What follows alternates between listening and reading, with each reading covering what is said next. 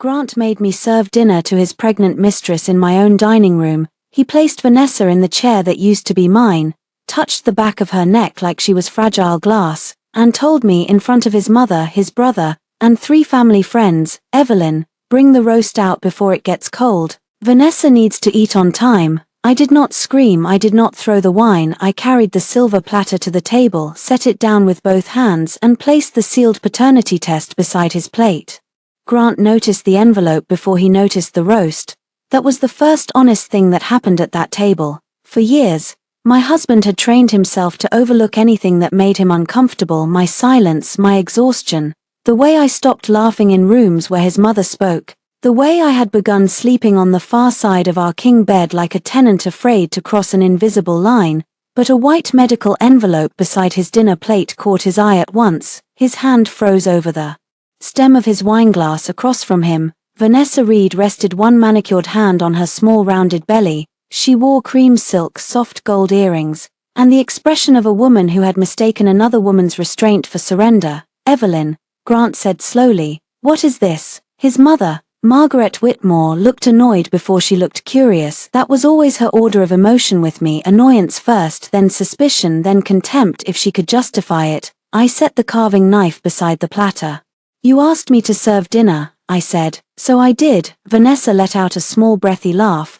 "That is a strange place to put mail." "It is not mail," I said. Grant's brother Owen leaned forward. His wife Clara stopped unfolding her napkin. At the other end of the table, Margaret's longtime friend Judith raised her brows, sensing the kind of scandal people claimed to hate and secretly lived for. Grant did not open the envelope. That told me he already knew enough to be afraid. 10 minutes earlier he had found me in the kitchen with both ovens on, the serving dishes lined up, and the housekeeper sent home early under his careful instruction. He had leaned against the marble island in his navy suit, handsome in the polished way that had fooled me when I was 25.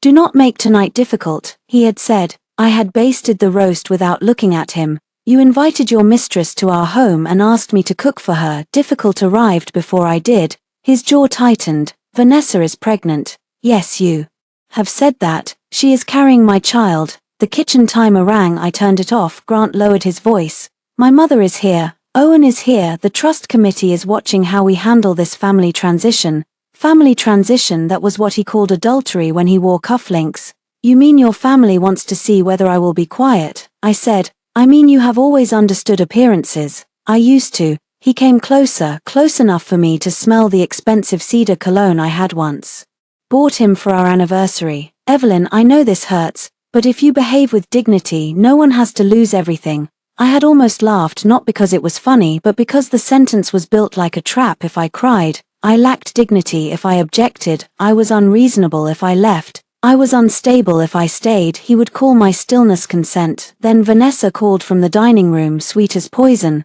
"Grant, I am feeling a little lightheaded." He looked past me at once. "Bring the soup," he said. "And please do not make her feel unwelcome." Please, that was the word that finally cured me. Now the soup had been served. The roast had been carried out. The woman carrying his supposed child sat beneath the chandelier I had chosen, on the rug I had paid to restore, in the house I owned before I ever took his name, and beside Grant's plate sat the envelope he had ordered but never expected me to use. Margaret clicked her tongue. "Evelyn, this is not the time for one of your emotional displays." I looked at her. "I agree." That quieted her for half a second. Grant finally picked up the envelope. Vanessa's smile faltered. "Grant." He did not answer her. The label on the envelope was clear. Keen Reproductive Medicine and Genetics, Non-Invasive Prenatal Paternity Report. Client, Grant Alexander Whitmore. His thumb pressed into the paper hard enough to bend it. "Why do you have this?" he asked me. "I found it where you told the courier to leave it. I told them to deliver it to my office." "No, you listed this address. You also listed me as your household contact because you forgot to remove my name from your medical forms after our last fertility consultation." A muscle jumped in his cheek. Vanessa sat straighter. "Fertility consultation?" Margaret shot her a warning glance, but Vanessa had already heard what she was not supposed to hear. I watched Grant make 3 calculations in silence. First, whether he could deny the envelope. Second, whether he could accuse me of invading his privacy. Third, whether anyone at that table would still believe him if he did. He chose anger because it was his favorite suit of armor. You had no right. I had a lawyer before I had the envelope, I said. Be careful. Owen's fork clinked against his plate. Grant stared at me, and for the first time in months he saw me, not the wife he had filed under dependable, not the woman who remembered his mother's medication schedule, his father's death anniversary, the caterer's name, the passwords, the gifts, the thank you cards, the lies that kept his life smooth. He saw an opponent. Vanessa reached for his sleeve. Grant, what is going on? He pulled the report halfway from the envelope. The dining room seemed to shrink around the paper. Margaret snapped. Grant, do not indulge this nonsense at the table. It is a medical report, I said. He can read it privately if he wants, but he asked me to serve dinner to the woman carrying his child. I thought he should know whether that sentence was true before dessert. Vanessa's hand left her belly. Grant unfolded the report. His eyes moved across the first page, then stopped. I knew the line he had reached. I had read it only once, with Daniel Price, my attorney, sitting across from me in his office and a yellow legal pad between us. Probability of paternity 000%. Grant's face lost color in a slow, almost elegant way. Margaret noticed. Grant. He turned the page as if the second page might apologize for the first. It did not, Vanessa whispered. What does it say? Grant looked at her there. It was not heartbreak, not grief, not even betrayal, humiliation. That was the only wound he had never learned to hide. I lifted the water pitcher and filled my own glass. My hands were steady. I was proud of that. Not because I felt nothing. I felt everything. My ribs hurt with it, my throat burned. My wedding ring, tucked into the pocket of my black dress, felt heavier than metal had any right to feel. But I had promised myself I would not give them a scene they could use to make me smaller. Vanessa stood too quickly. This is fake. No, I said, it is the test Grant arranged. Her eyes flicked to him. That was enough. Owen leaned back in his chair. Clara covered her mouth. Judith looked like Christmas had come early. Margaret's voice sharpened. Vanessa, is there something you need to explain? Vanessa's eyes filled with practiced tears. I do not know what this is. Grant, tell them. Grant said nothing. For once, there were no polished words waiting on his tongue. I placed the carving fork beside the roast and took the folder from the sideboard, the second folder, not the medical envelope. That was just the plate beside his meal. This one was dinner itself. Before anyone accuses me of forging medical documents, I said, my attorney has certified copies. The clinic has its own records. The courier log is preserved, and Grant's signature is on the consent form.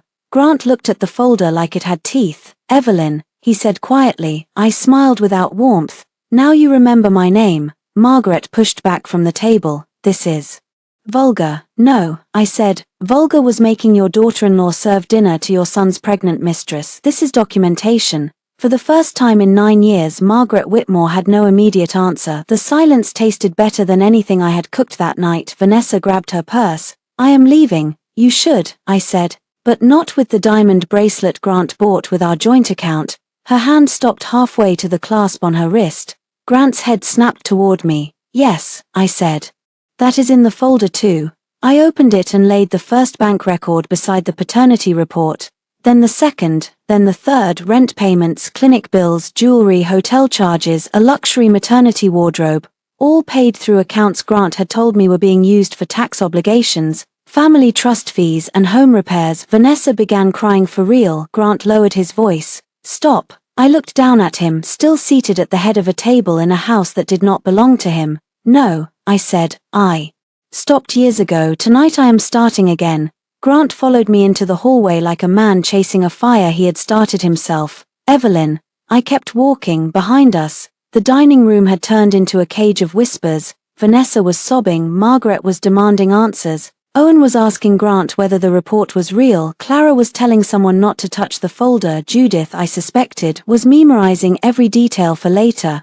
I reached the foyer and picked up my coat from the antique bench. Grant caught my wrist. He had not touched me like that in months. Not with urgency, not with need, only with ownership. I looked down at his hand until he released me. You do not get to grab me anymore, I said. His face changed, a small change, but I saw it, irritation giving way to alarm. Where did you get the rest of those records? Our bank. You had no right to expose private matters in front of my family. I stared at him. You made your affair a family dinner. That was not what tonight was supposed to be. What was it supposed to be? He opened his mouth then closed it. I answered for him. A surrender ceremony. His eyes hardened. Do not be dramatic. There it was again, the old word, dramatic, emotional, difficult, sensitive, words men used when they wanted to turn a woman's evidence into a mood. I took my phone from my pocket and opened the recording app. I did not hide it. Say that again, I said. Grant looked at the screen. Are you recording me? Yes, you cannot do that. I can record a conversation I am part of in this state. Daniel confirmed it this morning. His nostrils flared. Daniel, my lawyer.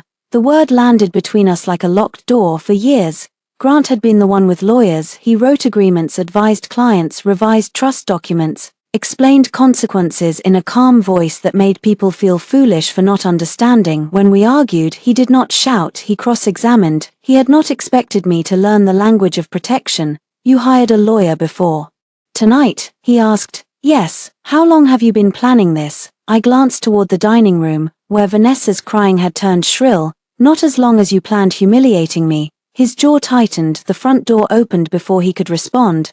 Vanessa stepped into the foyer, clutching her coat around her shoulders. Her mascara had begun to run, but she still looked beautiful in the soft, expensive way that worked best when someone else paid for it. You ruined my life, she said to me. I looked at her belly. No, I said, I just asked whose life you were carrying. She flinched. Grant turned on her.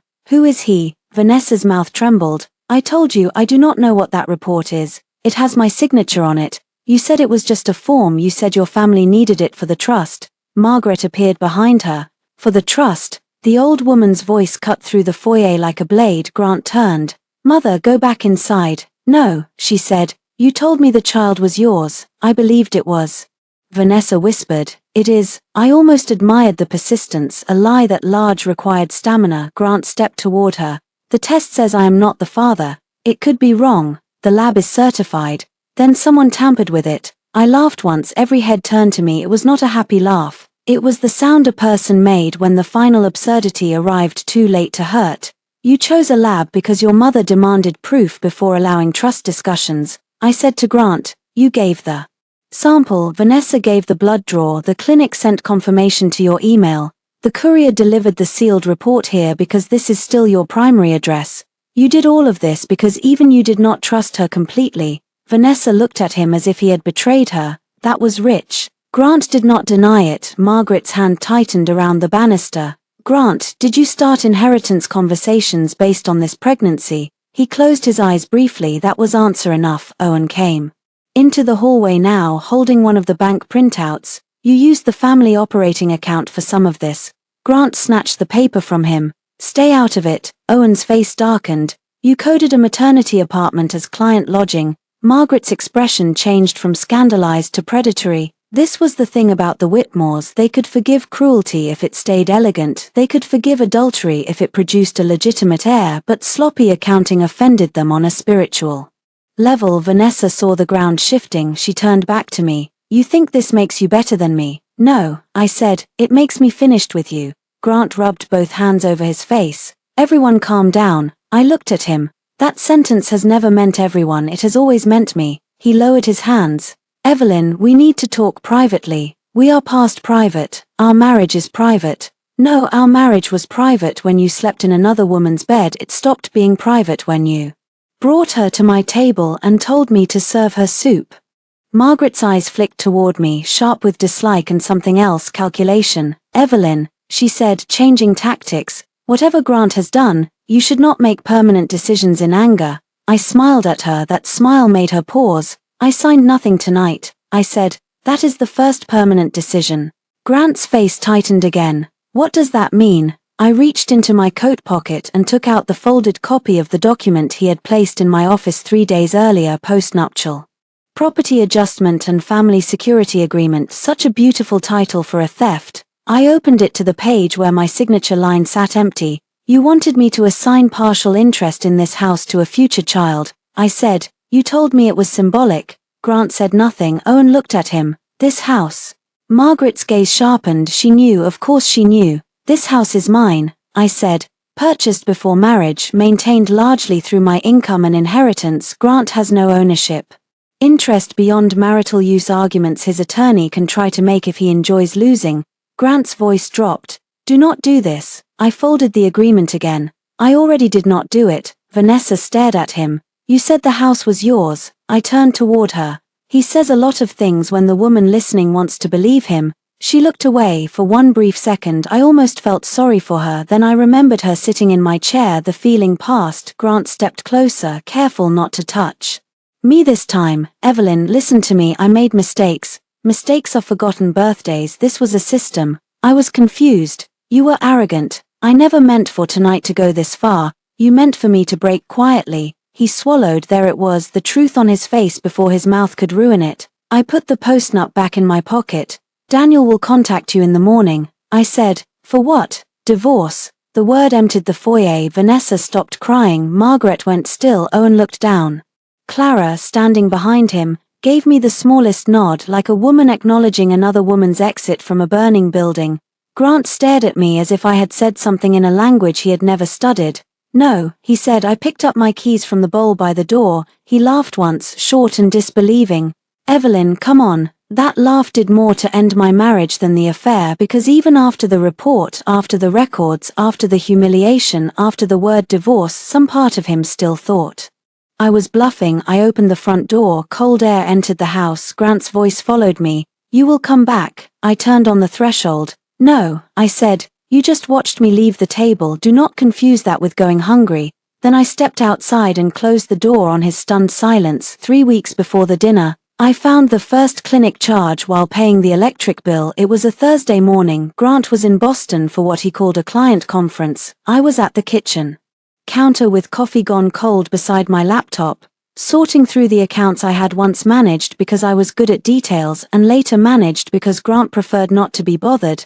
The charge was $4,387, keen reproductive medicine and genetics. At first I thought it was old, some leftover billing from the year I had tried to become a mother and almost lost myself instead. I clicked. The date was new. My hands did not shake then. Shock can be clean at first, almost quiet. I opened the attached billing code, NIPP consultation and processing. I knew the acronym because pain teaches vocabulary, non-invasive prenatal paternity. For several seconds, I stared at the screen while the house hummed around me, the refrigerator, the heater, a branch tapping against the window over the sink. Then my phone buzzed. Grant, please confirm dinner with mother for the 18th. Also, ask Rosa to prepare low-sodium options. Vanessa is sensitive to swelling. There are moments when a life does not collapse loudly, it simply rearranges itself while you are still sitting in the same chair. I read the message twice. Vanessa. He had mentioned her before, of course, a public relations consultant, a client liaison,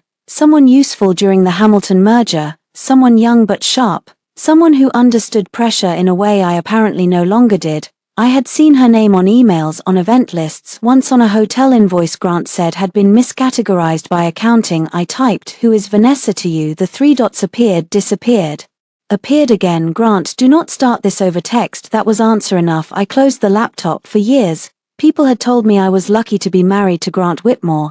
He came from a family with old money and colder manners. He had a downtown office, a measured voice, and the kind of face strangers trusted. When we met, I was building my private event business from a rented desk in the back of a florist shop. He liked that I worked hard. I liked that he seemed steady. In the beginning, we were not a bad story. He brought contracts for me to review when clients tried to underpay. I brought him dinner during late nights at the office. He came to my tastings and guessed the spices wrong on purpose so the chefs would laugh. I stood beside him at his father's funeral and held his hand while he shook under the weight of not crying. Then came the miscarriages, too early, one late enough that we had painted a room pale green. After the third loss, something in Grant sealed shut. He did not blame me directly. That would have been too crude. He simply stopped reaching for me and began speaking in practical sentences.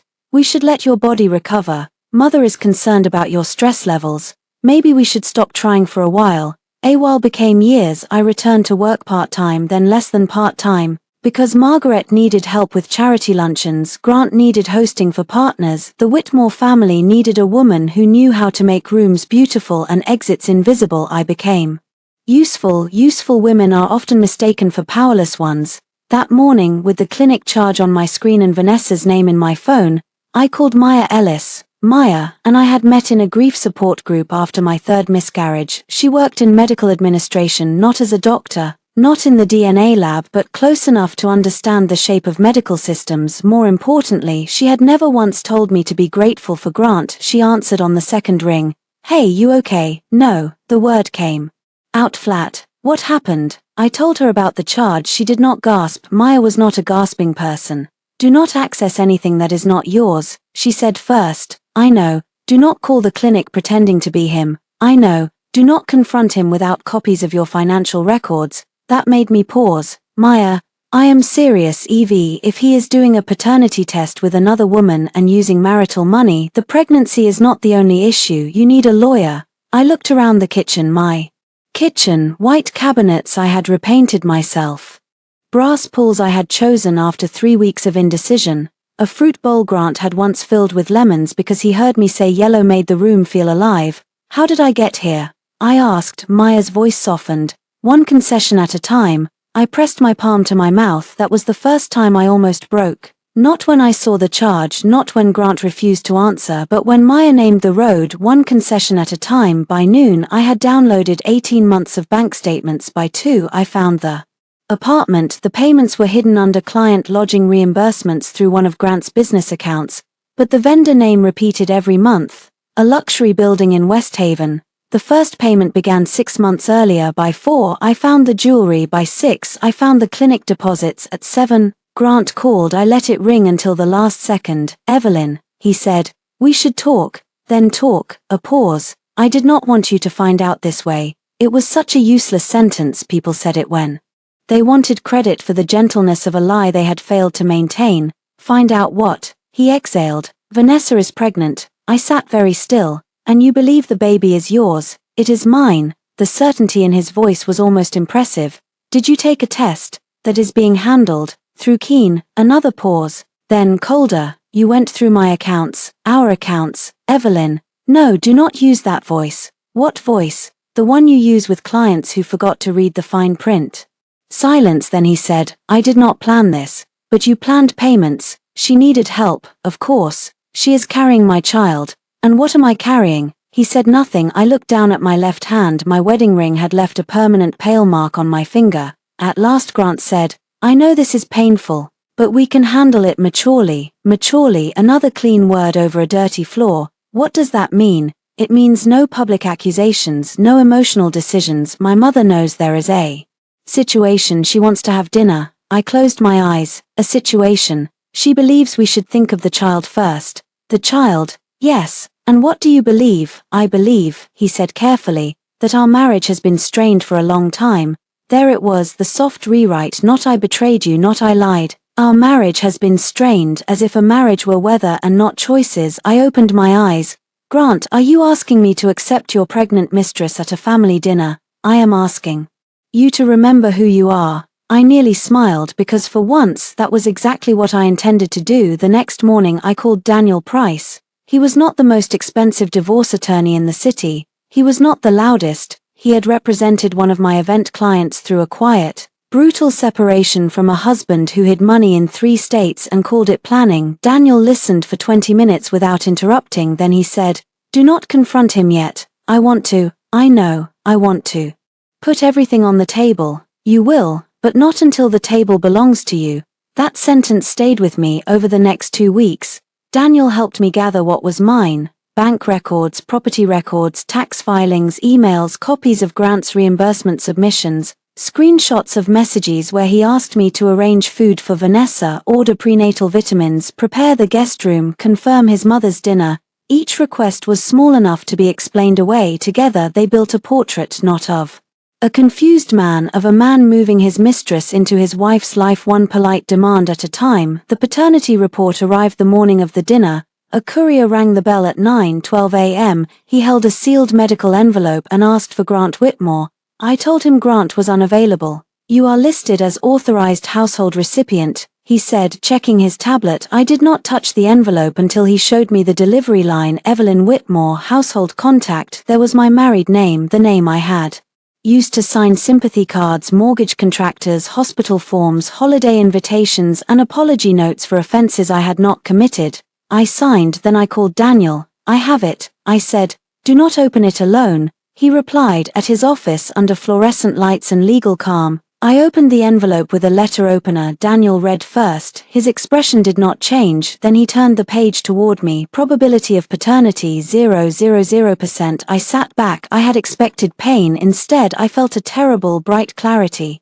Grant had not just betrayed me, he had gambled our marriage, my home, his family trust, and my dignity on a lie told by a woman he trusted because trusting her made him feel powerful. Daniel tapped the page. This is strong, but the report is not your only protection. Use it carefully. I know where I want to put it, I said. He studied my face. Where? I folded the report and slid it back into the envelope.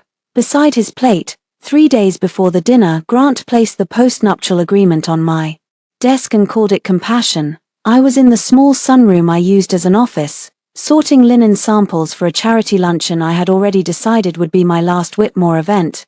The afternoon light fell across the floor in pale rectangles. Grant came in without knocking. He never used to do that. In the first years he would tap the doorframe and wait for my smile. Later, he stopped waiting. A wife, in his mind, became a room he owned. He held a navy folder. We need to discuss something practical, he said.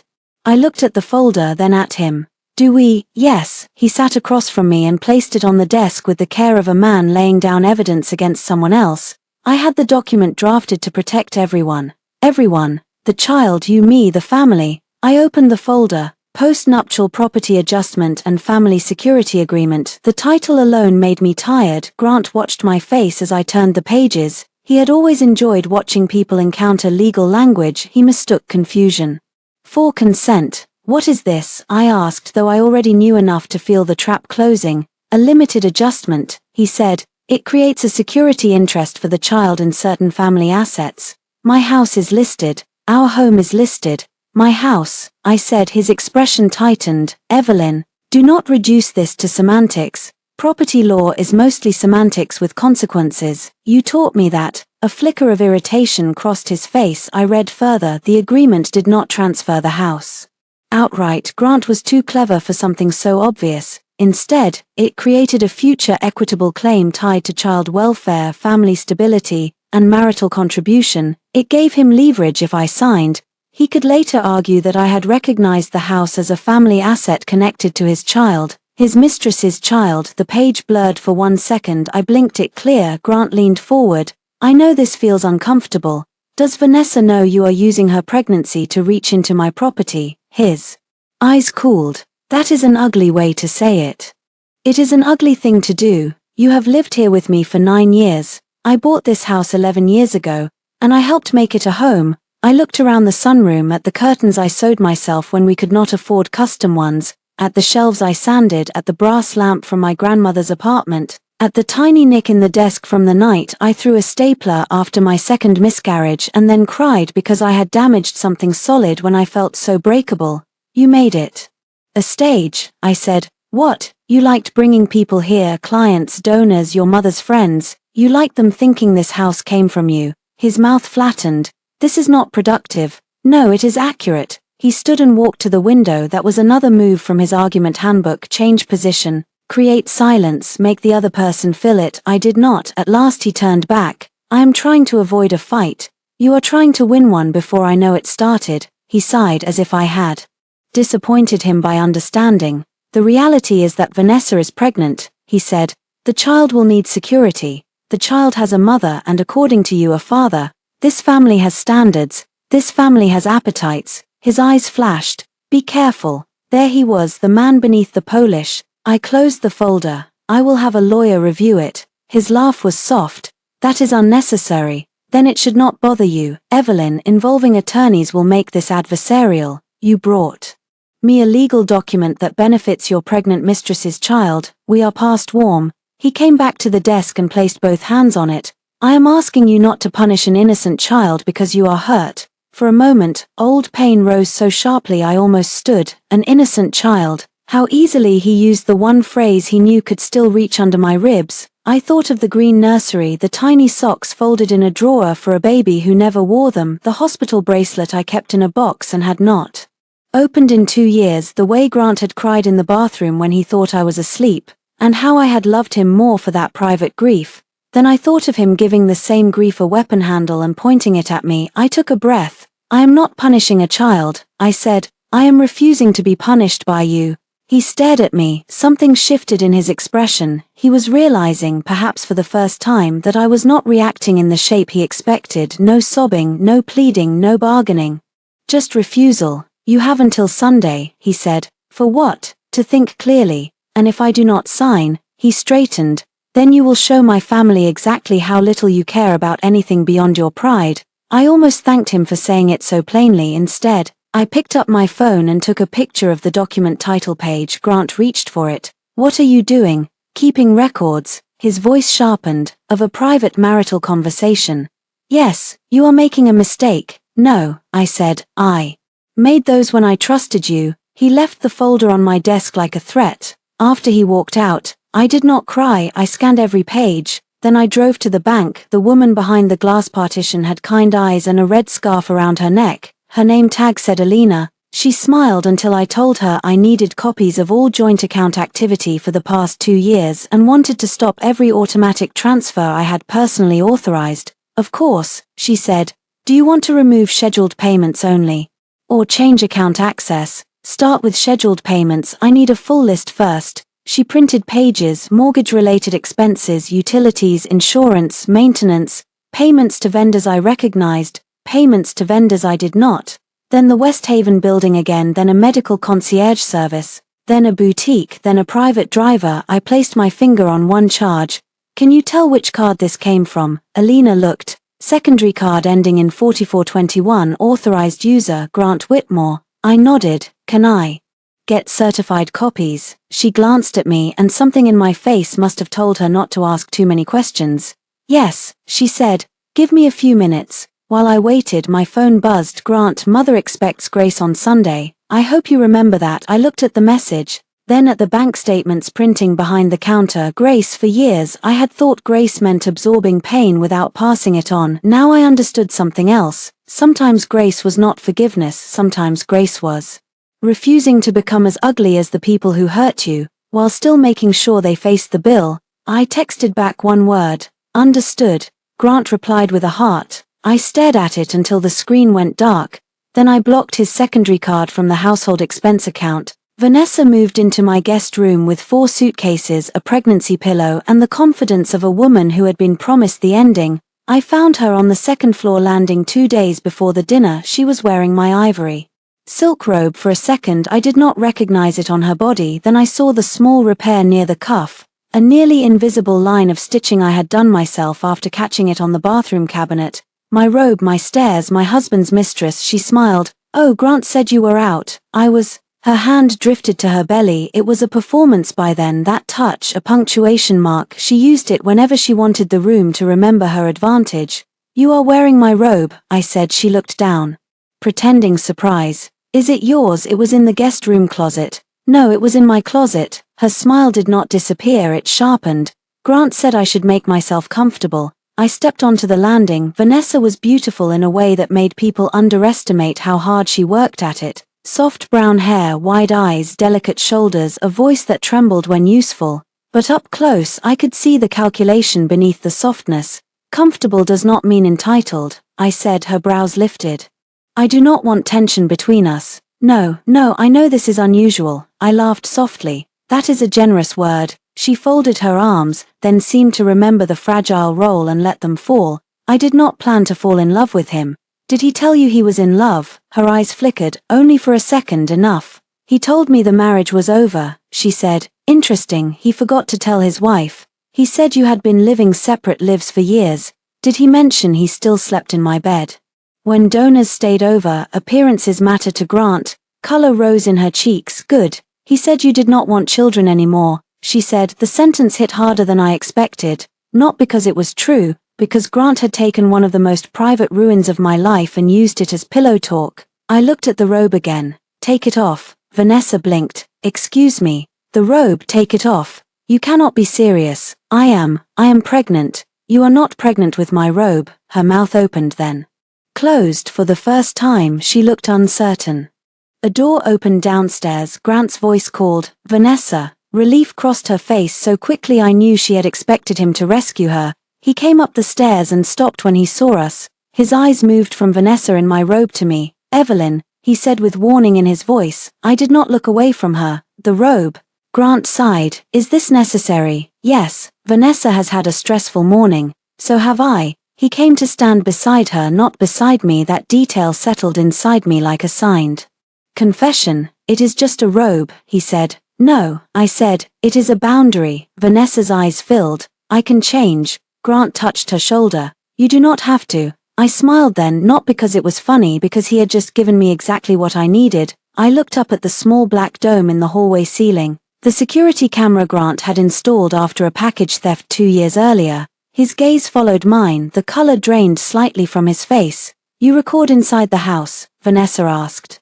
Common areas, I said. Grant insisted, for safety. Grant said, that footage is private. Everything is private when it protects you, I said, and inappropriate when it protects me. He lowered his voice. Do not start. I am not starting anything. I turned and went downstairs in the kitchen. I opened the security app and saved the clip to the external drive Daniel had given me. Vanessa in my robe, Grant defending her, the timestamp, the location. The audio was faint but clear enough at 6:18 p.m. Margaret sent a message to the Whitmore family group. Margaret, Sunday dinner will proceed at Evelyn and Grant's home. We will welcome Vanessa with dignity and focus on the future child. I expect everyone to behave with maturity. Owen replied with a thumbs up. Clara sent no response. Grant sent, thank you, mother. I stared at the thread, then I typed nothing. Silence had served them for years. Now it served me. At 7:03 an unknown number texted, you do not know me. Check who Vanessa sees when Grant is at work.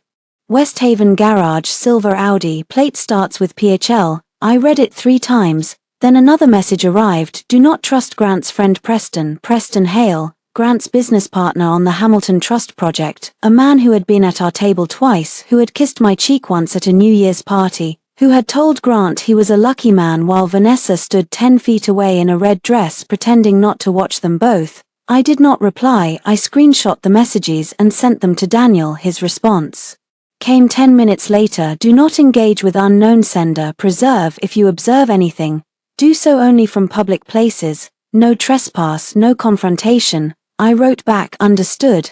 Then I went to the laundry room. Vanessa's suitcases were lined against the wall by the service entrance, as if she had already begun claiming the house inch by inch. On top of the largest case sat a folder from a maternity boutique. Inside was a receipt, paid by Grant Whitmore. I photographed it and put it back exactly where it had been. Then I walked upstairs to my bedroom. Grant was there. He had not slept there in 2 nights, but now he stood by the dresser, removing his watch like normal husbands did in normal marriages. Vanessa is emotional, he said. I noticed. You embarrassed her. She wore my clothes. It was a misunderstanding.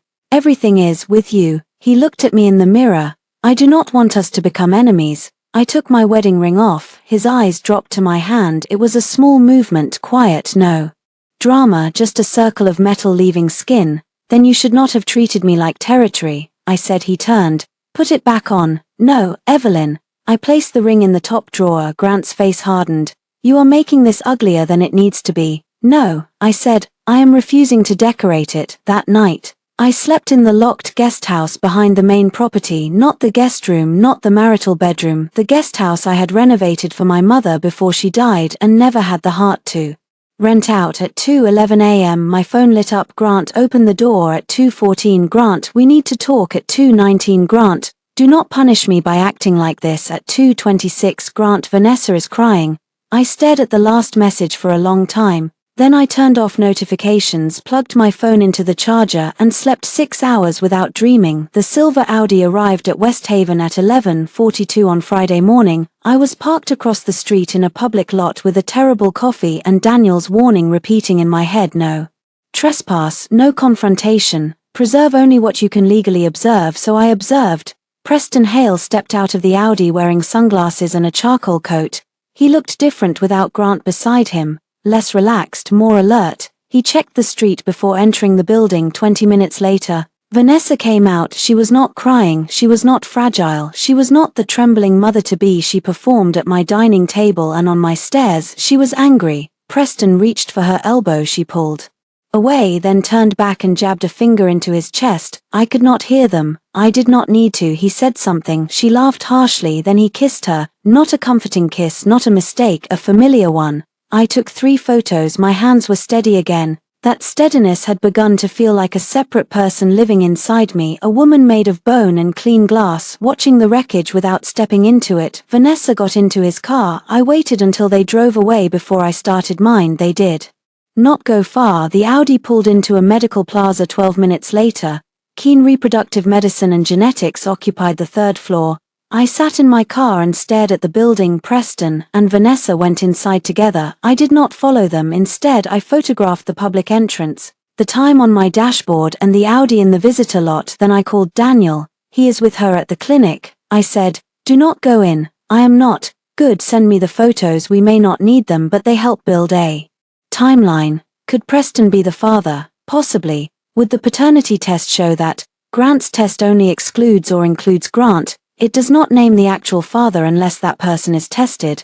I watched the clinic doors. What if they are trying to change something? Medical records are not that easy to change. Also, if Grant ordered the test and consented to receive results, his copy exists, the clinic copy exists, the lab copy exists. I let out a breath. Daniel's voice softened. "How are you holding up?" I looked at my left hand. No ring. "I do not know yet." "That is fair." After the call, I sat there for another 10 minutes. A woman came out holding ultrasound photos. A man followed her, crying openly. They stood on the sidewalk and embraced with a kind of joy that made me look away. Once. That had been all I wanted. Not the Whitmore name, not the house glowing with candles during donor dinners, not Margaret's approval, which I chased for years before realizing she enjoyed withholding it. Too much to ever give it. I had wanted a child with the man I loved. And he had turned that want into a courtroom exhibit. My phone buzzed. "Maya, checking on you." I typed, "I saw Vanessa with Preston at Keene." Maya replied, "I am so sorry." A moment later, "Remember, her lie does not make your grief foolish." That one broke me a little. I cried in the car, quietly, angrily, with both hands on the steering wheel and my forehead bent until it touched my knuckles. I cried for the babies I lost. I cried for the woman who thought endurance could be love if she made it beautiful enough. I cried because Grant had not just replaced me, he had replaced our grief with someone else's leverage. Then I wiped my face with a napkin rough enough to hurt. Pain was not a plan. I drove home. Grant was in the kitchen when I arrived, standing over a bowl of untouched soup. Vanessa was upstairs. I could hear Margaret's voice through the speaker of his phone. "Mother, I have it handled," he said. He saw me and ended the call. "Where were you?" "Out. With your lawyer." "No." His eyes narrowed. "You are being secretive." That almost made me laugh. I learned from a master. He set the phone down. "Vanessa feels unsafe here. She should leave. This is my home too." "No," I said, "it is your residence. There is a difference." He stepped toward me. "You keep saying things like that. Accurate things. Provocative things." I opened the refrigerator and took out a bottle of water. He watched me like he was trying to locate the old Evelyn, the one who would have asked if he had eaten, if he was tired, if he needed anything, if his mother had upset him. That Evelyn had become evidence. "Did you ever love her?" I asked. The question surprised him. It surprised me too. For all my planning, some wounds still asked questions before I could stop them. Grant looked away. That was answer enough, but he gave me words anyway. "I cared about her. Because she was easy." His jaw flexed. "Because she admired me." There it was, small, ugly, human. I nodded. "What did I do?" he asked, and for one brief second he sounded almost young. "What exactly did I do that made you look at me like this?" I stared at him. "You made me cook dinner for the woman who thought she was taking my life." His face tightened. "You made me order prenatal food for her after I buried 3 pregnancies in silence. You brought her into my home. You let her wear my clothes. You asked me to sign away protection for a child you had not even confirmed was yours, and when I objected, you told me to behave with dignity." He swallowed. "Evelyn." "No, you asked what you did." "I am answering." He rubbed the back of his neck. I panicked. "You planned. She came to me and said she was pregnant. I thought, you thought a baby would make your affair noble." His eyes flashed. "That is not fair. Neither was the dinner menu, but I made it." For a second, silence stood between us. Then footsteps sounded above. Vanessa appeared at the top of the stairs. "Grant," she called, "your mother is asking if I should bring anything on Sunday." My eyes stayed on him. He looked trapped. "Good. Tell her to bring an appetite," I said. Vanessa frowned. "What?" I picked up my water and walked toward the guesthouse door. Grant followed me with his eyes but did not stop me. He was learning, not fast enough to save himself, but enough to be afraid. That night, Daniel sent me a draft timeline. It was simple, clean, devastating: dates of apartment payments, dates of clinic payments, dates of grants, messages asking me to accommodate Vanessa, date of postnuptial agreement, date of family dinner. A blank line waited at the bottom: Sunday, disclosure of paternity report. I stared at that line until midnight. Then I added one more: Sunday, Evelyn leaves. Margaret Whitmore loved a toast. She believed every gathering required one, preferably delivered by her. Preferably while everyone else held a glass and pretended gratitude. At the old Whitmore house on Saturday evening, she stood beneath a portrait of Grant's father and raised her champagne flute. To family, she said. Everyone lifted a glass. Grant stood beside Vanessa near the fireplace. Vanessa wore pale blue and a careful expression of wounded courage. Her eyes were slightly red, likely from crying or from making sure people thought she had cried. I stood near the archway with sparkling water. Margaret looked directly at me. To the future, she continued. To grace in difficult circumstances, and to the child who reminds us that blood continues whether or not adults behave wisely. Owen looked into his drink. Clara's mouth tightened. Grant stared straight ahead. Vanessa lowered her eyes and placed a hand on her belly. The performance was exquisite. I almost applauded. Instead, I raised my glass. To blood, I said. Margaret paused. Grant turned his head slowly. The room noticed. Whitmore rooms always noticed tone before content. I took a sip of water. Margaret recovered. Yes, to blood. Dinner began with chilled salad and quiet hostility. The old house was colder than mine, all dark wood and inherited silver. Grant had grown up learning that love was something one proved by not embarrassing the family. Margaret sat at the head of the table like a judge who had purchased the courthouse. Vanessa sat to Grant's right. I sat 3 seats away between Clara and an empty chair, a wife displaced by a guest. Margaret began gently, which meant she was about to be cruel. Evelyn, I hope you understand that no one here wants to diminish your place. I cut into a cucumber slice. That is good to hear. But reality must be respected. Agreed. The child is innocent. Also agreed. Vanessa sniffed softly. Margaret continued, encouraged. And since you and Grant were not blessed in that way, I hope you will not let bitterness guide you. Clara whispered. Margaret ignored her. Grant said nothing. That silence closed the last soft door in me. I set down my fork. Margaret, I said, how much of Vanessa's rent did you know Grant was paying through the business account? The table went still. Grant's eyes snapped to mine. Margaret's expression hardened. This is not appropriate dinner conversation. You made my infertility appropriate dinner conversation. Owen coughed once into his napkin. Vanessa whispered. I never asked him to pay my rent. I turned to her. No, the West Haven lease lists him as guarantor. Her face paled. Grant leaned forward. Evelyn. I reached into my handbag and took out 3 sheets of paper, not the whole folder, not yet, just enough. I placed them in the center of the table. Rent, medical concierge fees, jewelry, maternity, wardrobe, all paid from accounts Grant represented as business expenses or household obligations. Margaret did not reach for the pages. Owen did. Grant said, do not touch that. Owen ignored him. His face changed as he read. Grant, it is complicated. Grant said. Clara laughed under her breath. Apparently everything is. Margaret's voice sharpened. Grant, did you use firm-linked accounts? No firm client funds were misused, he said quickly. That answer was too specific to comfort anyone. Margaret heard it too. I asked whether you used firm-linked accounts, she said. Grant's mouth tightened. Vanessa looked from one Whitmore to another, realizing she had walked into a family that loved unborn heirs but loved clean ledgers more. I almost pitied her again. Almost. Margaret turned to me. Why are you doing this? I looked at her.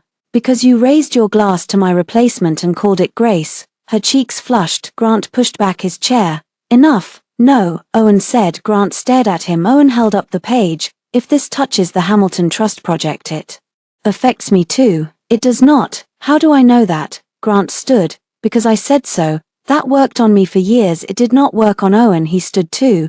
That used to be enough before you brought your pregnant mistress to family dinner and let your wife bring receipts.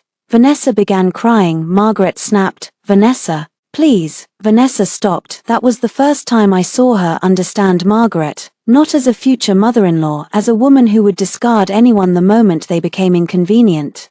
Grant looked at me with open fury. You wanted this? No, I said. I wanted a husband who did not make this necessary. He took a step toward me. Clara stood. It was small but not small. She did not say anything. She simply stood beside my chair. Grant stopped. The room saw it. So did Margaret. I gathered my pages. I will leave now, I said. Margaret's voice was cold. Running away. I smiled. No, preserving the rest for court. Grant went pale with anger. I walked toward the foyer. He followed. Of course he did. In the hall, away from the table but not away from listening ears. He grabbed his coat from the rack. You are trying to destroy me. I turned. You confused exposure with destruction. You think a judge will care that I made some payments? I think a judge will care that you tried to pressure me into signing a property agreement under false pretenses while using marital funds to support an affair partner. His eyes flicked toward the dining room. Keep your voice down. There he is. What? The man who cares about volume more than damage. He looked exhausted suddenly, not remorseful, exhausted. There was a difference. Remorse cared about the wound, exhaustion cared about the consequences. Evelyn, he said softer, what do you want? The question almost made me laugh. For months, maybe years, what I wanted had been irrelevant to him. Now that I had evidence, he was curious. I want you out of my house by Monday. His expression hardened again. Our house. My lawyer will send the deed. You cannot just throw me out. No, I said, but I can stop pretending you belong there. Behind him, Vanessa appeared at the hall entrance. Her face was tear-streaked, but her eyes were sharp. If you keep attacking me, she said, Grant will make sure you lose everything. I looked at her for a long moment, then I said, Vanessa, Grant cannot even prove he owns the chair you sat in. Her mouth fell open. Grant whispered, Evelyn. I turned back to him. Sunday dinner is still at my house. Come if you want. Closure. Closure. Yes. I opened the front door. Cold air swept in. Bring Vanessa, I said. She deserves to hear the rest. On Monday morning I changed the security codes, not the locks, not yet.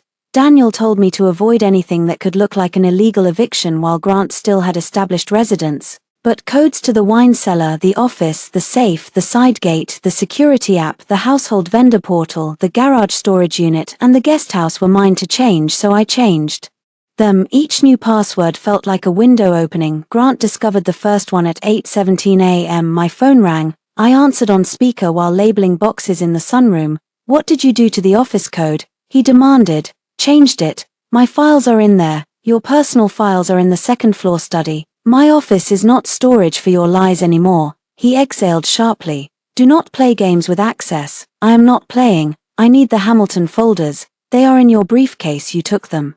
Friday. A pause. He had forgotten. Grant hated being caught forgetting. This is still my home, he said. No, this is still your legal residence until our attorneys resolve occupancy. But it is my premarital property, and I am no longer allowing you to treat every private space inside it as an extension of your office. You sound like Daniel. Good, Evelyn. I taped a box shut. Grant. Silence, then lower. Can we meet without lawyers? No, I want to explain. You have had months. I was wrong. I stopped taping. There it was, the first little offering, not an apology, a strategy wearing apologies coat. You were caught, I said. That does not mean I do not regret it. What do you regret? He was quiet too long. I resumed taping. Exactly. I regret hurting you. With what action? He inhaled.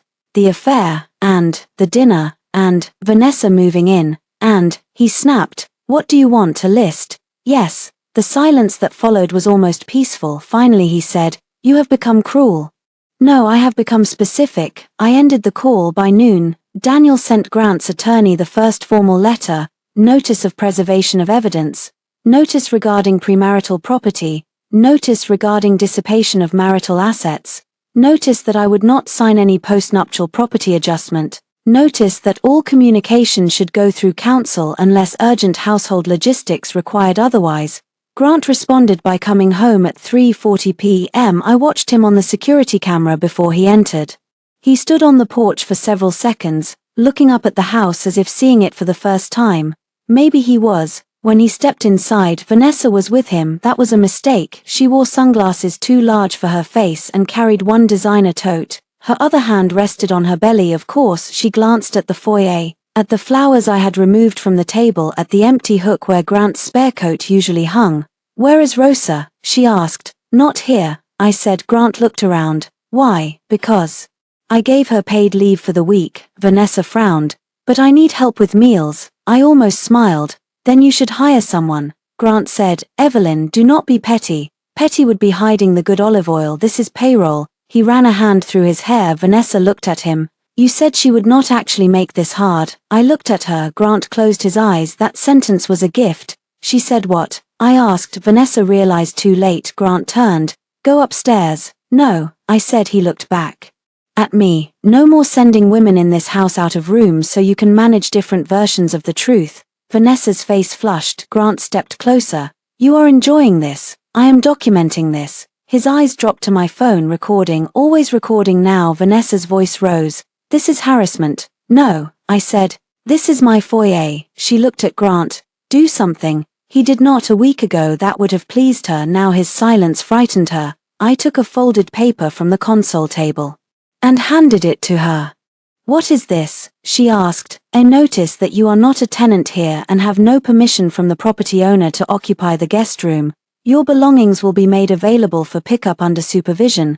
Grant snatched it before she could read further. You cannot serve her like this. I did not serve her, I said. I served dinner. This is notice. Vanessa's eyes filled again. Where am I supposed to go? The apartment Grant paid for seems available. Grant's mouth tightened. That is not helpful. It was helpful enough when you were billing it. Vanessa turned on him. You told me she could not force me out. Grant said nothing. She laughed once, bitter and shocked. You told me this was basically your house. It is my home, he said. I looked at him. Homes require truth. You had occupancy. The words landed. He looked at the staircase, at the chandelier, at the framed black and white photos from our honeymoon in Maine. He had not loved that trip at the time. Too quiet, he said, too foggy. Too many antique shops. Years later, he told people Maine was our special place because it sounded better than the truth. This house was full of stories he edited.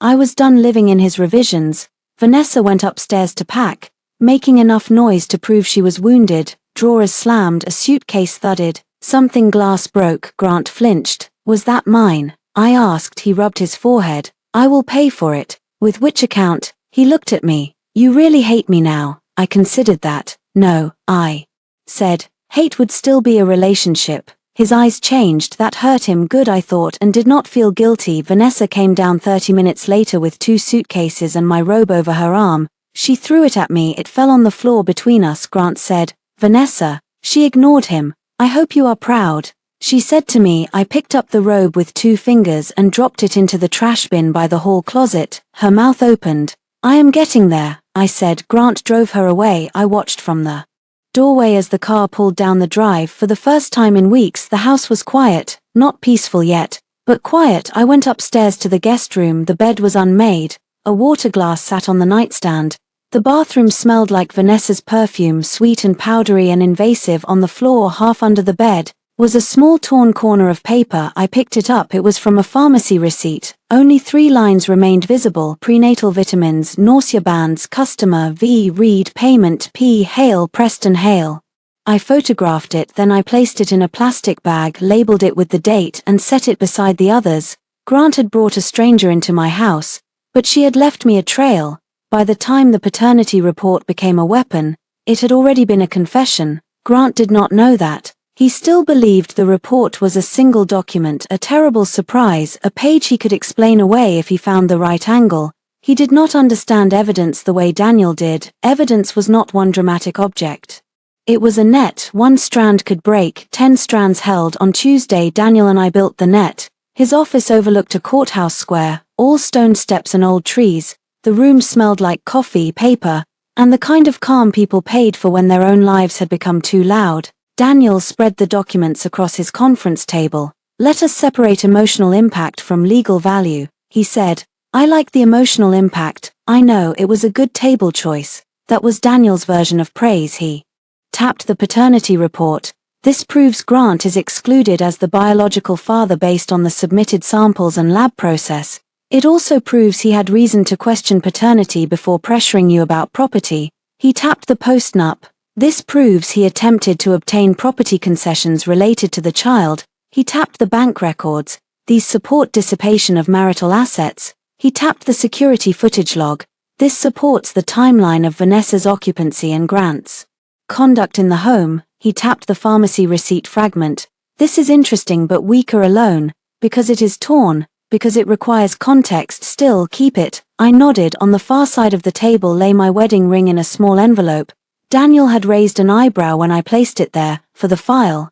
He asked, "For me," I said. "I do not want to lose it. I also do not want to wear it." He accepted that without comment. Good lawyers know when silence is useful. "Now," he said, "Grant's attorney requested mediation before filing." "No." Daniel looked up. "No mediation. No private mediation before he receives the petition. He wants to talk me down. Likely. He had 9 years to speak to me like a partner. Now he can read."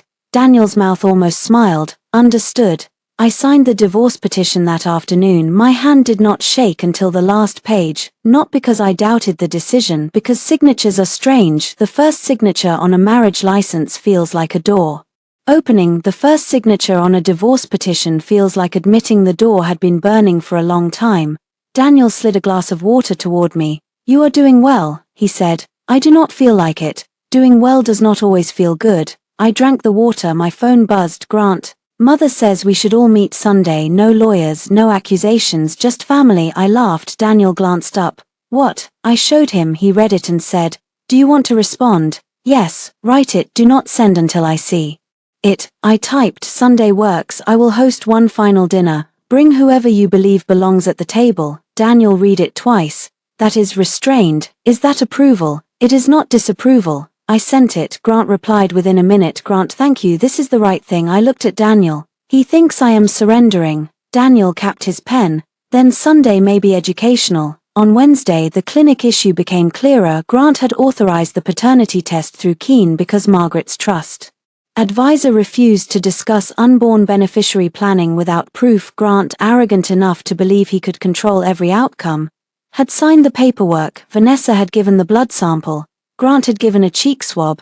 The lab had processed both. The report had excluded him. The clinic could not give me private medical details beyond what I was legally entitled to as recipient of the delivered report and household contact, but Daniel could subpoena records if needed after filing the report.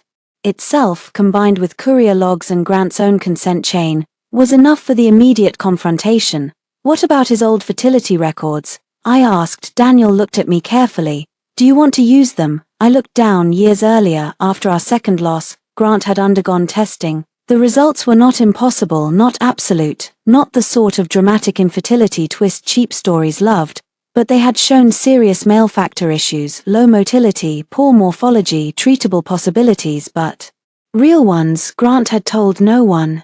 Instead, Margaret let the family assume my body had failed. I had carried that blame because I thought protecting his pride was part of loving him. "I do not want to humiliate him medically," I said. "Not unless he tries to blame me again." Daniel nodded. "Then we hold that back." That mattered. Not because Grant deserved mercy, because I deserved to choose who I became. On Thursday, Clara called. I almost did not answer. Clara had married Owen 2 years after I married Grant. She was quieter than the Whitmores liked, which made me like her more. We had never been close, but there had been moments. Her hand at my back during Margaret's charity brunch. A text after my last miscarriage that said only, "I am here if you want silence with company." I answered. "Hi," she said. "Hi." A pause. "I am sorry," she said. The words were simple. I sat down on the edge of the bed. For which part? All of it, but especially the part where we watched more than we said. That one entered softly and hurt more because of it. "You were not the one married to me." "No, but I knew Grant was crueler than he looked." I told myself you had your reasons for staying. "I did, I know." Silence. Then she said, "Owen is asking questions about the Hamilton accounts. Grant is furious. I imagine. Margaret is telling people you are unstable." I closed my eyes. Of course she was. What people? Family people, trust people. Judith, unfortunately. I almost laughed. Judith knew before the salad course ended. Probably. "Thank you for telling me." "There is more," Clara said. "Margaret wants Sunday dinner because she thinks she can get you to apologize privately and then call it reconciliation publicly." I opened my eyes. There it was, the final shape. Not remorse, reputation management. "Clara," I said, "will you come Sunday?" "Yes." "Will you tell the truth if asked what you saw?" She did not hesitate. "Yes." After we hung up, I went to the closet and chose the dress I would wear. Not black, not white, deep blue, simple, sleeveless. The Dress I had bought for a business award dinner years earlier and never wore because Grant said the neckline was too distracting for a serious event. I held it against myself in the mirror, then I took the wedding ring envelope from my drawer and placed it in my handbag beside the paternity report, the bank statements, the post-nup, the security footage drive and the divorce papers. Grant wanted one final dinner, so did I. For the second dinner I did not cook, that was important. I ordered from La Marche, the French restaurant Grant used for client apologies. The food arrived in white boxes tied with black ribbon. I paid from my personal account, I kept the receipt. Rosa returned from paid leave to help plate, but I told her she did not have to stay. She looked at me for a long moment, then touched my hand. Senora, she said softly, though I had told her for years to call me Evelyn. I stay in the kitchen. You do not have to be part of this. I know, she said. I stay. So she did. At 6:30 the table was set, not with the wedding china. I had packed that away. Instead I used plain white plates, clean silver, low candles, no flowers, nothing to soften the room. Grant arrived first. He wore the grey suit he used when he wanted to appear sincere. No tie, open collar, carefully tied. He looked around the foyer, perhaps noticing the missing photographs. You changed things, he said. Yes. His eyes came back to me. You look beautiful. Once that would have reached me, now it floated between us and fell. Do not, I said. He looked wounded. I let him. Margaret arrived with Owen and Clara. Margaret wore pearls and a cream jacket, armor for women who called cruelty tradition. Owen looked tense. Clara squeezed my hand when Margaret was not watching. Vanessa arrived last with Preston Hale. That was the moment Grant's face told me he had not known good. Vanessa stepped inside in a soft green dress, one hand around Preston's arm, the other on her belly. Her eyes met mine, and there was fear there now, fear, anger, and something like defiance. Grant stared at Preston. What are you doing here? Preston smiled badly. Vanessa asked me to come. Margaret's voice was ice. Why would she do that? Vanessa lifted her chin. Because I am tired of being attacked alone. Grant looked at her. Alone? I stepped aside. Come in, dinner is ready. They moved into the dining room like people entering court without realizing the judge had already read the file. Grant took his old seat at the head of the table out of habit. I did not correct him. Vanessa hesitated near the chair that used to be mine. I pulled it out. For you, I said. She did not sit. Preston touched her back. She sat. Margaret watched that touch. Owen watched Margaret watching. Clara watched me. Dinner began with silence. Grant lasted 4 minutes. Evelyn, he said, placing his napkin beside his plate. Before this goes any further, I want to say something. I leaned back. He stood. Of course he stood. I have handled this badly, he said. I hurt you. I hurt our marriage, but I do not believe public punishment helps anyone. Vanessa's pregnancy created fear and confusion, but the child is still innocent and we are still a family. Margaret nodded slowly, approving the shape of the speech. Grant looked at me with damp eyes. He was good. I had to admit that. I am asking you to stop this before we all lose more than we can repair. There it was. Not I love you, not I choose you. Stop this. I picked up my water glass. Are you finished? His mouth tightened. For now. Good. I stood, not quickly, not dramatically, just enough for the room to understand the floor had shifted. Since Grant mentioned family, I said, I want to clarify who belongs to which one. Vanessa's hand tightened around her fork. I opened the folder beside my plate. Grant's face went still. Evelyn, he said softly. Warning again. No. The single word silenced him more effectively than any speech. I placed the paternity report on the table. We have all seen this. Grant is excluded as the biological father of Vanessa's unborn child. Vanessa stood. I said that test is wrong. Sit down. Margaret snapped. Vanessa sat. I placed the courier log beside the report. The report was generated through the test Grant ordered. He gave his sample voluntarily. Vanessa gave hers. The clinic record exists. The lab record exists. Preston shifted in his chair. I looked at him. Preston, you visited Keene with Vanessa last Friday. His face changed. Grant turned toward him. You what? Preston held up a hand. That is not what it sounds like. I connected my laptop to the dining room screen. The first photo appeared on the wall. Preston and Vanessa outside West Haven. The second, Preston kissing her. The third, his Audi outside Keene. Grant stared at the images. Vanessa whispered, You followed me. From public locations. I said, Legally.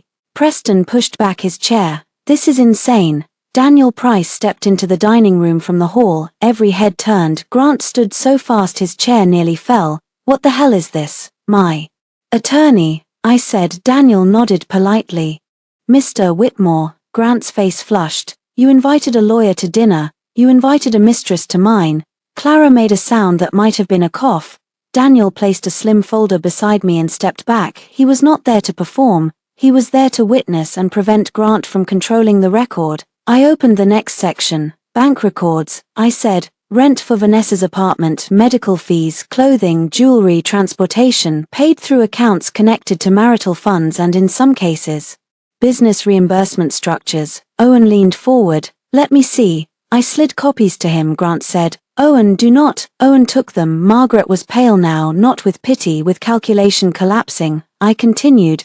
Postnuptial agreement drafted 3 days before the dinner. It attempted to create a future property interest tied to the unborn child. I placed the agreement on the table. Margaret's eyes flicked to Grant. Did you tell her? I asked Margaret, her lips pressed together. That was enough. Grant stared at his mother. You knew, Margaret said. I knew you needed to secure the family position. I laughed softly. There it is. Grant looked between us, suddenly realizing that control had not been his alone. He had been managed too, not enough to excuse him, enough to humiliate him. Vanessa stood again. I am not staying here for this. Preston stood with her. Daniel spoke for the first time. Ms. Reed, before you leave, you should be aware that Mr. Whitmore's counsel will receive these materials if any false claims were made for financial benefit that may become relevant. Vanessa froze. Preston said. False claims. Grant turned slowly toward him. The room tightened. I looked at Vanessa. Tell him. She shook her head. Tell him before the subpoena does. Tears spilled down her cheeks. This time they did not look rehearsed. I thought it was Grant's, she whispered. Grant's face twisted. Thought. Vanessa's mouth trembled. At first, I repeated. Margaret gripped the table. Who is the father? No one moved. Then Preston sat down, not dramatically. He simply folded into the chair as if his bones had been removed. Grant looked at him. The silence answered before Vanessa did.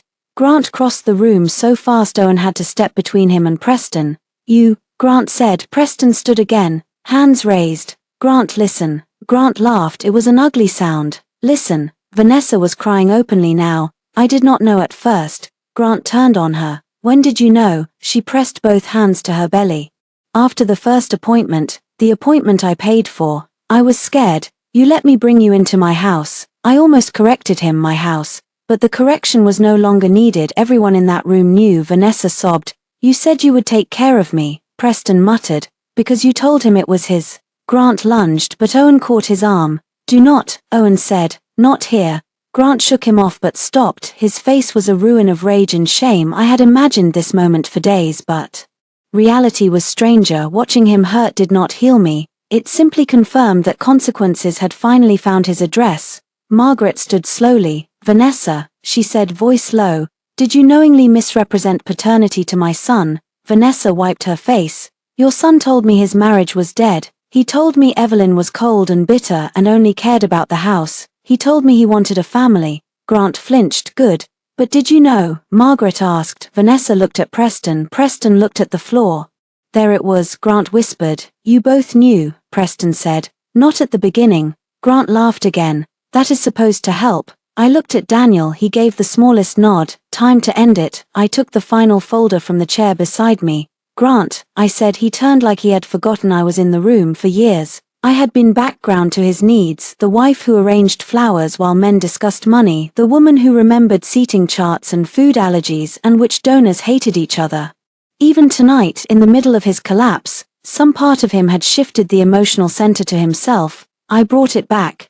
These are the divorce papers. The room went quiet. I placed them beside his untouched plate, not on it. Beside it, the paternity report, the bank records, the postnup, the divorce petition. A full meal. Grant stared at the papers. No, he said. I almost smiled. He had said the same thing in the foyer after the first dinner. No, as if refusal could reverse action. Yes, he looked up. His eyes were wet now, but I knew better than to confuse tears with transformation. Evelyn, please. That word again. Please bring the soup. Please do not make her feel unwelcome. Please think of the child. Please stop this. Please, when spoken by Grant, usually meant carry the consequence for me. No, I said. His voice broke. I know I do not deserve forgiveness tonight. You do not deserve it tomorrow either. Margaret inhaled sharply. Grant stepped toward me. I lost my mind, I was flattered, I was stupid, I was lonely. That one made me stand straighter. Lonely, he knew he had chosen wrong, but desperation kept him going.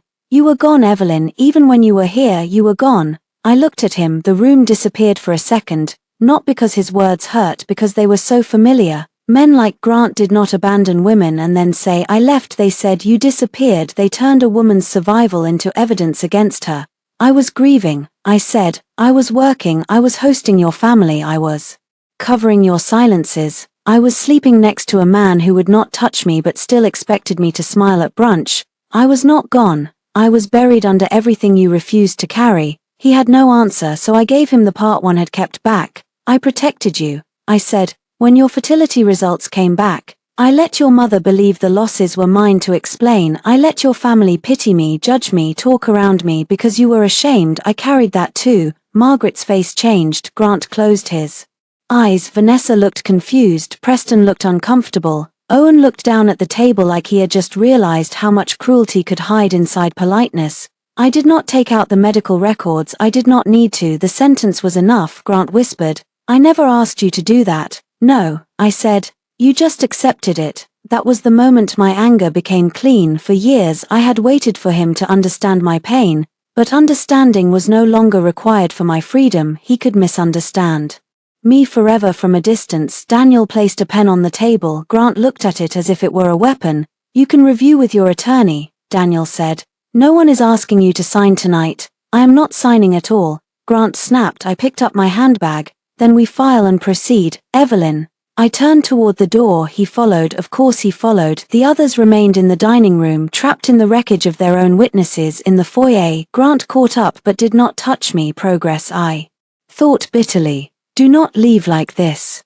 He said, I am leaving exactly like this. You made your point. I turned. My point. He swallowed. You hurt me. There it was. I looked at the man I had loved, really looked, the grey at his temples, the tired eyes, the mouth that had kissed my forehead in hospital rooms and lied beside my ear in our bed. He was not a monster. That would have been easier. He was worse in a more ordinary way. He was a man who wanted the comfort of goodness without the discipline of being good. Yes, I said, I did. His face crumpled. And unlike you, I added, I did it on purpose and with evidence. He covered his mouth for 1 second. I saw the grief arrive, not the shame, not the panic, grief. He finally understood that something had ended and would not be negotiated back. I loved you, he said. I know. Did you love me? That question almost undid me, almost. I loved the man I kept making excuses for. I said, I do not know if he ever existed. He stepped back as if I had struck him. I opened the front door behind me. Vanessa's crying rose again. Margaret's voice cut through it. Owen said something sharp. Preston cursed. A family eating itself. Grant whispered, where will you go? I looked at him one last time. Back to my life. Then I walked out of my own front door, not because I was driven from the house, but because I chose the night air over one more second under the same roof as his regret. This time, when Grant called my name, I did not turn around. Divorce did not feel like one door closing. It felt like 1,000 small locks opening over several months. The first lock opened when Grant moved out. He did not go quietly. Men like Grant rarely do. He objected through counsel, argued established residence, requested temporary access, claimed emotional distress, proposed reconciliation counseling, and once sent me a handwritten letter through Owen because I had blocked him everywhere except legal channels. I did not read it. I gave it to Daniel, who read the first paragraph and said, it is not legally useful. Is it emotionally useful? No. Then shred it. He did. The second lock opened when the court issued temporary orders protecting my premarital property and restricting Grant from using joint funds beyond agreed expenses. Grant had to explain the payments, the apartment, the boutique, the clinic, the jewelry, the driver, the maternity concierge. His attorney called them misguided support. Daniel called them dissipation. The judge called them concerning. I liked the judge. The third lock opened when Vanessa filed her own claim against Preston. That news came through Clara, who had become an unexpected bridge to the parts of the Whitmore collapse I did not seek but did not mind hearing.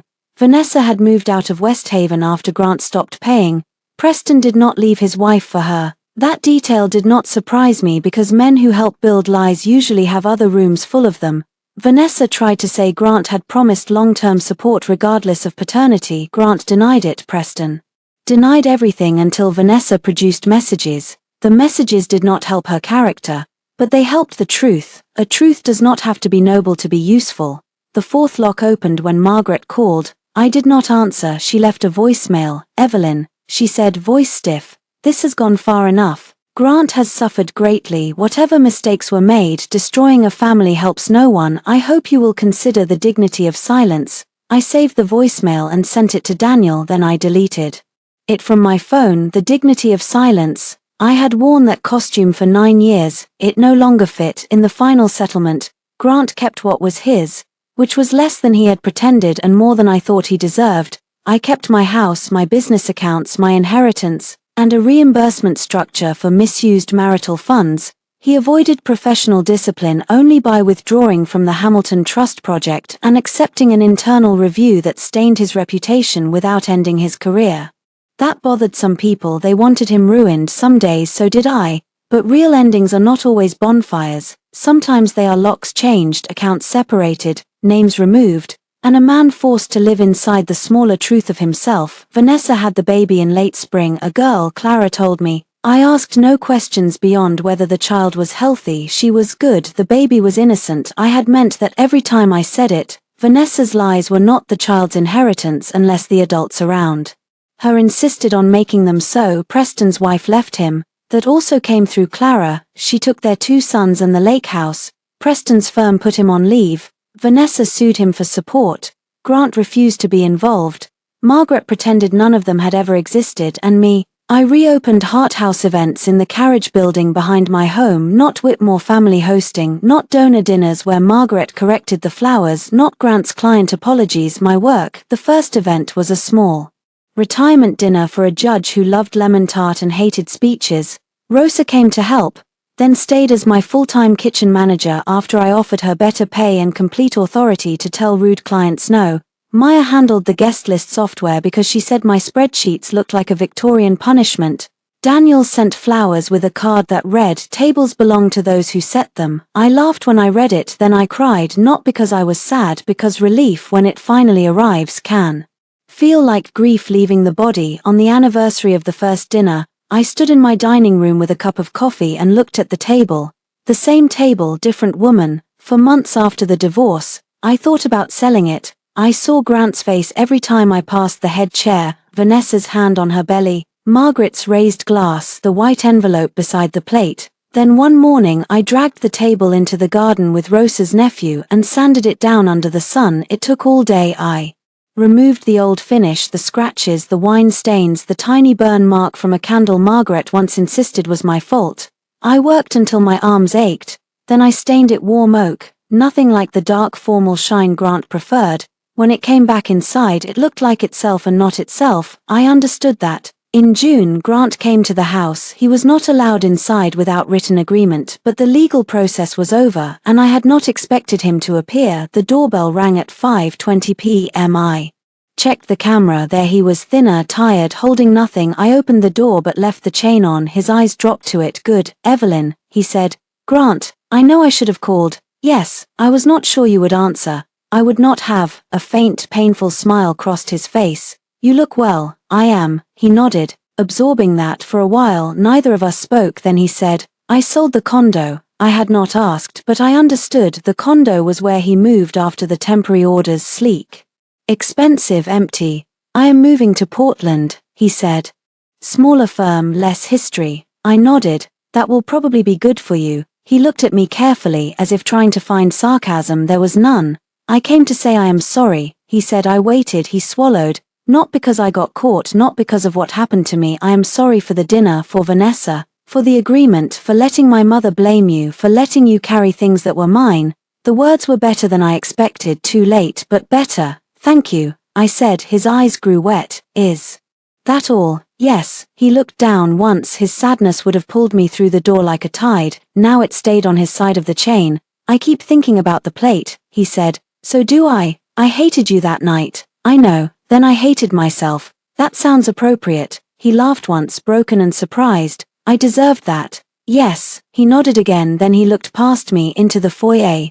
I miss this house. I looked back at the hallway, the warm table beyond it, the flowers I bought for myself, the walls that no longer listened for his key. I do not, I said. He understood, not fully, maybe he never would, but enough. Goodbye, Evelyn. Goodbye, Grant. I closed the door gently, not slammed, not dramatic, closed. A few minutes later, Rosa came in from the kitchen carrying a tray of tart shells. Was that him? She asked. Yes. You okay? I thought about it. My body was calm, my hands steady, no burning in my throat, no old urge to explain, soften, manage, forgive. Yes, I said, I am okay. She smiled. Good, we have lemon cream disaster. I followed her to the kitchen. That evening 20 guests arrived for a rehearsal dinner, a bride with short curls, 2 mothers who cried during the toast, a groom so nervous he dropped his fork twice.